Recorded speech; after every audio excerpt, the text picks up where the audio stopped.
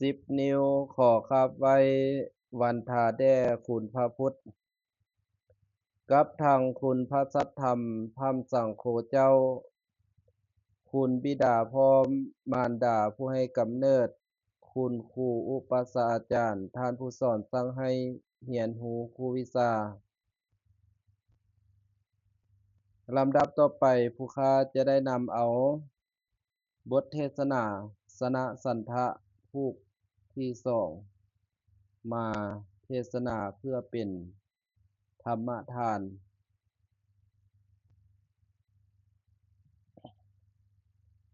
นะโมตัสสะภะคะวะโตอะระหะโตสัมมาสัมพุทธัสสะนะโมตัสสะ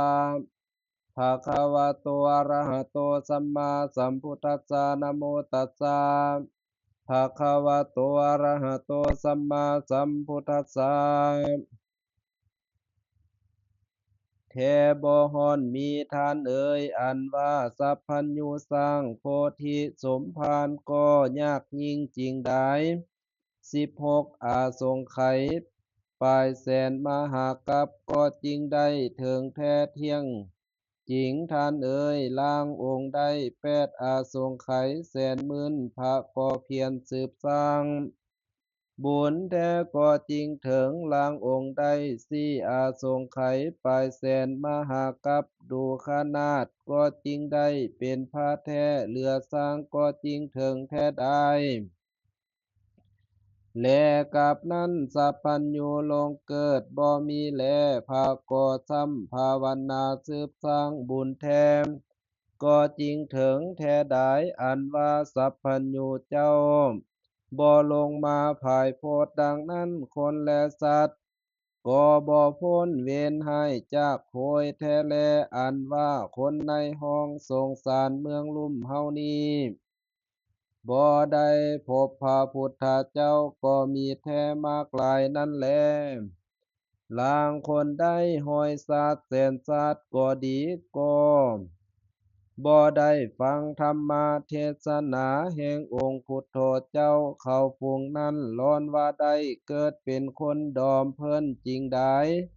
เหมือนดังสัตว์สิ่งให้กลุ่มกลัวแต่บาปเวรนั่นแลบัดนี้เฮาจักไขเขาให้ตั้งแต่งเป็นก่อนนั้นเหนอให้สู่ฟังคำเฮาจื้อเอาไปเว้ายังมีคุมอันหนึ่งเลิกก็ได้8,000 วาลวงกว้างก็ได้8,000 วาลวงยาวก็ได้8,000 วาห้อยปีทิพย์เทวดาจริงเม็ดงามาใส่แลเทื่อแลเม็ดให้เต็มคุมแล้วเราเก็บออกเทื่อแลเม็ดให้หมดสู้เม็ดจึงได้ชื่อว่าเป็นกับหนึ่งและอันหนึ่งยังมีบัพพะโตตั้งดอยใหญ่พันวาหลวงสูงก็ดังเดียวกันแท้ดูนานได้ห้อยควบปีทิพย์เทวดาจริงเอาผ้าทิพย์มากวาดและเทื่อเมื่อใดโดยอันนั้นหาบเฮียงเพียงงามดังแผ่นดินนั้นแลอันนี้สัพพัญญูเจ้าเทศนาสอนสั่งเป็นอาสงฆ์ไขหนึ่งและอันว่าฝูงบาปนั้นเขาได้เกิดเป็นคนก็ดีจากได้ตกจากกาวานอยู่ในพุทโธอยู่ไกลพุทโธเจ้าลางคนได้เกิดไกลพุทธาบาทมหาคุณเลยเล่าเสียหูตามืดมัวบ่ไปได้กับทางขาหักหันทางหูสัมผัสนวกบ่ได้ฟังธรรมเทศนาสอนไว้เป็นคนแท้เป้าใดนั่นแลลางพองดีดอมเพิ่นบ่ได้พบพระพุทธเจ้าเทศนาสอนสั่งมันพอน้อยอันว่าพระพุทธเจ้านี้มีแต่องค์เดียวบ่ฮ้อนมีหลายองค์ส่วงสิ่งกันแท้บัดนี้พญาสนะสันทาตานไปหน้ามากหลายคือดังเสียงหาฝนลั่งลงนานเอื้อนตกลงหำสักขาไม่สุมพูเขียวอ่อนผากอดจาในห้องฝ ฝูงคนหมู่สาวาทก่อนแลไผผู้ยังโลภเลี้ยวลายลิ้นแง่งอนคนฝูงนี้คันว่ามละนาเมียนได้ไปสู่อบายแท้ใดคันว่ามาเป็นคนอยู่ในสุมภูกว้างหูตานั้นก็บ่ดีคือเพิ่นตนตัวขาแข็งพร้อมฝูงนั้นก็บ่งามลิ้นก็สั้นบ่คือหมู่ทางหลายคนดีเฮาก็เล่างามจริงแท้คันว่ามันหักจะเสียงใสก็เล่าคือกาห้องลางคนลิ้นไก่สั้นบังเกิดบ่มีเสียงจาละจาเสียงบ่เป็นกึกกัวลางคนตึบหนาแท้หาพะญาก็ยินยากธรรมะพระพุทธเจ้าบ่มีหูห้อมใดอันนั่นแลอันนี้จาในห้องมูสาตัวลายก็หักแล้วทอนี้จำมันอย่าลืมแท้ใดอันว่าคำไล่นี้เป็นโทษนักหนาแท้ใดแสนจักมีอันใดก็บ่ดีคือเพิ่น ไผหากเอาใจเว้นมุสาตัวลายสันนั้นจักได้เข้าสู่ห้องนิพพานนิลาพานแท้บอนบุญนั่นแหละคันว่ายังเกิดแท้ในที่สุมภูกก็ดีปิตาทางมารดาเผ่าพงก็ยังพร้อมก็บ่ผิดเถียงคาตีกันป้อยดา จริงได้หักกันตราบต่อเท่าถึงสัวศาลานั้นแลสมหุบเนื้อก็เกียงปอดงามดีฝูงโลคายาสังฝูงโลคาสังบ่มีมาไกลโทสาพร้อมโพยภัยก็เหินห่างอยู่ทางทำแต่งสร้างบุญกว้างแพ่ไปแท้แล้ว หากอยู่หากคอยได้เข้าของหากไหลมาแท้แลเทียมดังนาว่าเหือเข้าของเต็มแซมล้นคนฝูงนี้เป็นย้อนบุญเขาเวนหมูสาตัวไลมีตาใสส่องแจ้งถึงเท่าก็บ่มัวแท้ใดมีตาก็หักแจ้งเท่าสัวมรณากฏบ่มีสั่งจ้องดึงเอาไว้มีหูมีมูลิ้นยาวใหญ่พอเสมอจาลาจาเสียงม่วนดีบ่มีเที่ยวทันตาแค้วก็งามดีเพียงหาบ บ่น้อยบ่ใหญ่แท้พอดามพำเสมอคันว่าจาละจาตันหอมดีสุดทายิ่งคือดังดอกอุปละแท้หอมอวนดอกงามคันว่าจาละจาตันดอมไผเขาก็เสื่อมจริงแล้วใจสลัดหูบาลีแท้สุอันนั้นแลอัฏฐพยัญชนะพร้อมคำพีร์ธรรมะตัดสองแจงเห็นเพียรสุอันนี้บุญเขาเว้นบ่จะความตัวลายให้สู่จำจือไว้เมื่อหน้าให้ค่อยเพียรหันทอนหมดบทนี้จะไปบทใหม่ก่อนแล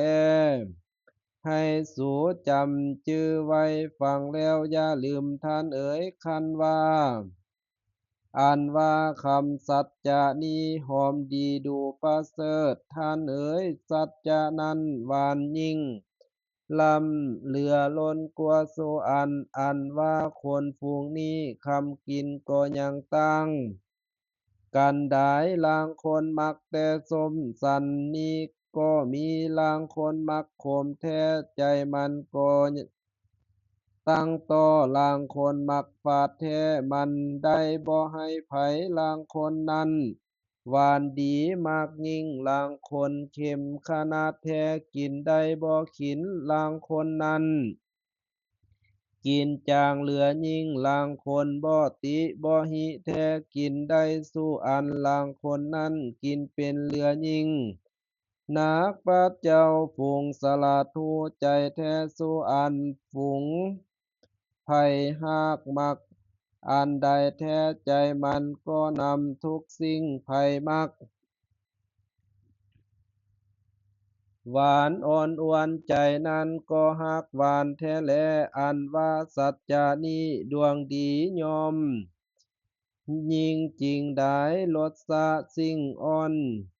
อื่นนั้นบ่มีเกลือเปรียบปูนได้แล้วอ่านว่าอินทาพร้อมพรหมอินทาพรหมพร้อมเทวดาตนประเสริฐฝูงนั้นสัจจะมีเที่ยงมันดีแท้ก็จริงถึงแท้ใดอันหนึ่งธรรมพระพุทธเจ้าเทศนาสอนสั่งมานี้ยังมีหญิงผู้หนึ่งนั้นแต่ก่อนปางปฐมก็บ่มีคำฮู้มันกระทำเพียรเลี้ยงผัวมันทุกข์เศร้าคำมันก็หักเผาผู้ผัวแก้วเกิงตาแท้แล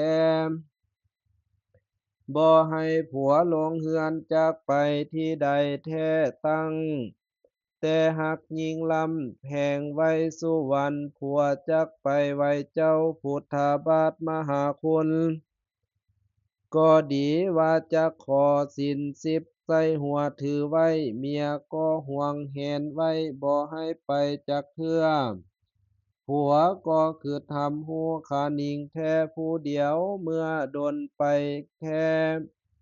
กายความกาลาวสันนั้นก็จักเป็นเหตุให้เหือนยาวเปเพแท้แลศาสตร์นี้กูบ่ได้สร้างกะทำบุญดอมเพิ่นกับทั้งศีล8พร้อมศีล5ก็บ่มีบัดนี้กูจักถือสัจจะแท้บ่ว่าจะตัวลายจริงใดกูจักจำจือไว้บ่มีให้ล่าลงแท้แลมันคนิ่งแล้วถือสัจจะจำจือหุงคำเศร้าสัจจานั้นบ่ให้ลืมมันกะลาวต้านเว้าสิ่งสันใดก็บ่มีคำตัวซื่อตรงจริงแท้คันว่ามันตายแล้วมรณาลดซัวไปนั้นจากได้ขึ้นสู่ห้องตาวาติงแก้วบอนบุญแท้มันก็ทะลงภาสัตว์กวางลายเหือเฮืองคำนางงามลายพอพันอยู่เฟือแปลงฟันตุลิยาพร้อมนนตีเสียงเสพถูกคำเศร้าเดียวนี้ก็หากยังแท้ใดบ่เดือดร้อนสรรพสิ่งสันใดแท้แลเพื่อว่ารักษาสัจจะจริงบ่มีคำฮ้อนไผผู้จะหลบเลี้ยวบ่มีคุณจักสิ่งตัวหากปากกะเหลาแล้วกินแหนงแท้ซั่วตายนั่นแหละคำตัวนี้บ่เป็นดีจักสิ่งคันว่าเป็นโทษแล้วชาวบ้านเพิ่นก็สั่งแท้แลไผผู้หูหิดแล้วภายลุนเล่ากระทำไปดังนั้นเรียกว่าอยู่ที่แจ้งแล้วสัมผัสแจ้งสองใสนั้นแลไผผู้หูหิดแล้วสัมผัสเล่าพางานดังนั้นภายหลุนมาหักสิกินแหนงโอ้คนฝูงนี้เทียมดังเอาเข้ามินยอมไม่งามดีเอาไปกลางไส้แดดแข็งวางไว้เลยเราเสียสีเศร้าสุนแท้มนมองนั้นแลไผบ่ฮู้แต่น้อยสัมผัสบ่เหียนเอาดังนั้นคนฝูงนี้คนฝูงนั้นเทียมดังลงอยู่เหวมืดมัวขังไว้หลอนท้อเป็นคนข้างสงสารดอมเพิ่นเขาจะถึงสุขนั้นอย่าหวังของจักเทื่อคือดังต่อเสียบไว้ในพื้นแผ่นดินนั่นแลบ่หวังจักได้พ้นสงสารดอมเพิ่นคือดังนอนอยู่บ่อนอาจมนั้นบ่ไข้หนีง่ายแล้วฟังเอาท่อนสู่ท่านทางหลายให้จำ จื้อเอาทอนจิตใจให้ใสอยู่ตั้งธรรมเจ้าสั่งสอนนั้นเหนือภัยผู้บุญมีนี้สาพันอยู่ย่องยิ่งจริงได้ฝูงหมู่คนบาปไปบ่มีย่องท้อใหญ่ภัยผู้คืดทำหูศาสตร์ก่อนภายหลังตัวนั้นจักได้ทำบุญลีกบาปเวรหลายแท้มันคันยิงแล้วทำบุญติดต่อไปนั้นคนผู้นั่นก็ฮักดีเที่ยงแท้คำให้บ่ฮ้อนมีไผผู้สะสีวังเข้าในของพุทธบาทครูบาสอนสั่งให้จำไว้บ่ลืมนั้นดังนั้นก็หักษะวังแท้บ่เสียสั่งจักสิ่งฝูงวงศาและพี่น้องบ่มีเรื่องต้อนำทำเพียรสร้างภาวนาทุกเสาร์ค่ำก็บ่คิดอยากได้อันใดแท้ให้หั่งมีก็บ่กะล่าวต้านฝูงหมู่หญิงสาวก็ท้อเอาใจนี้บ่คองสังแท้คนนี้เป็นบุญแท้ดูดีอันยิ่งจริงได้คันว่าตายจักได้ขึ้นสู่ฟ้า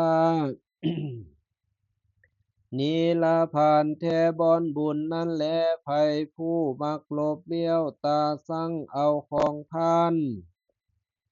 นั้นทางเป็นโจรลักเอาเข้าของแท้ลักสร้างมา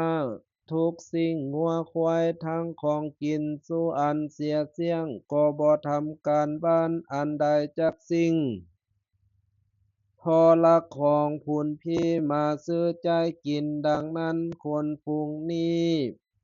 มีโพยหลายสิ่งจริงได้มีเข้าของบ่เทียงมันจิบหายแท้สู้อันนั้นแลเสียด้วยเท้าพญากระทำโทษเสียด้วยจนหลักดันเอาแท้สิ่งของเสียด้วยน้ำเหือลมไหลไป เสียด้วยอัคคีไฟไม่ลนเสียแท้อันนี้เวนนำไส้มันเอาของท่านแต่เมื่อศาสตร์ก่อนพุนบ่นำไส้ศาสตร์ลูกก็นำไส้ศาสตร์ลุนนี่แล้วดูลาเจ้าทางหลายเอ้ยจำจื้อเอาทอน